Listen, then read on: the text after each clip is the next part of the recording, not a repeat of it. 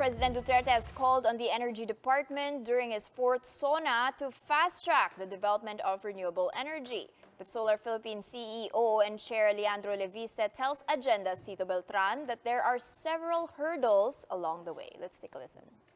Well, I think the question of why solar has not yet reached its full potential in the Philippines is a very good question, considering that it's already very low cost. Yeah. And there's a very simple answer.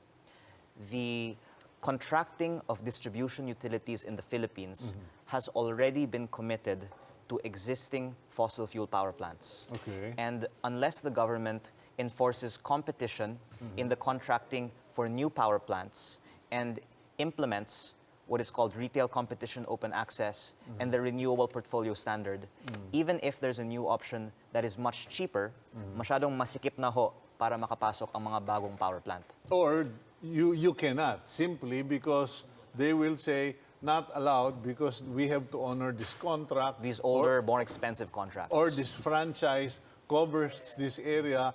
You cannot put up anything cheaper, better, or more efficient because there's a contract. Exactly. So there are political and legal hurdles, and the pronouncement of the president is a very welcome development because renewables don't need any subsidy. They only need an open and competitive market to flourish. Even with the current prices, it is substantially cheaper than fossil fuel. It is more the legal than the economic challenges that are slowing its adoption. Basically saying, let's simplify it.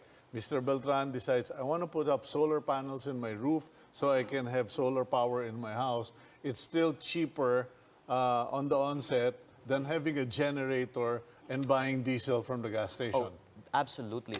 The economics are most compelling when you are what is called behind the meter. Okay. Because your avoided cost is the full retail price and not only generation. So it's 10 pesos per kilowatt hour instead of 5. However, what I was saying is the means for faster adoption is wholesale supply to utilities like our very reliable provider of Metro Manila, Meralco. Okay. So the supply of solar energy to these utilities will enable hundreds of megawatts rather than nearly hundreds of kilowatts to be adopted in a few years' time. But again, the problem is that these utilities have already signed up long-term contracts with old, expensive fossil fuel power plants. But they are also now cooperating with the government in saying we have to bid the new ones out more competitively and with a allotment for renewables through their portfolio standard. Because I think that the fastest way to spread renewables is to go through the utility rather than to go behind it. Okay. Because they already have the lines. The distribution is already there. And while many of us may dream that one day we will achieve 100% renewables, to get to 100%, you need to get to even 5 or 10%. Today, we are not even at 2% in the Philippines for new renewables like solar. So you're saying you're working with Meralco. So in densely populated and well-served urban areas, we can just go through the distribution utility. But in the provinces where the lines are often very old and have frequent power interruptions, you need to build new distribution lines that are part of our microgrid systems to either reduce the brownouts or even give these people access in the first place. And what some of these electric cooperatives are trying to prevent is for others to be allowed to construct lines to get to the customers that they have not been able to properly serve. Okay.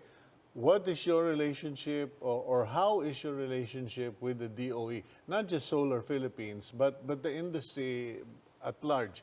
Well, because, you know, the president has to call out and I'm telling Secretary Cusi to do this. It's like, kailangan pa ba yun? Well, actually, I think that the DOE should be given immense credit for being the most pro-consumer DOE the Philippines has ever had. Okay. In the past, it was always, how can we make this a good industry for investors? Now, how can we make it better for consumers? Okay. How?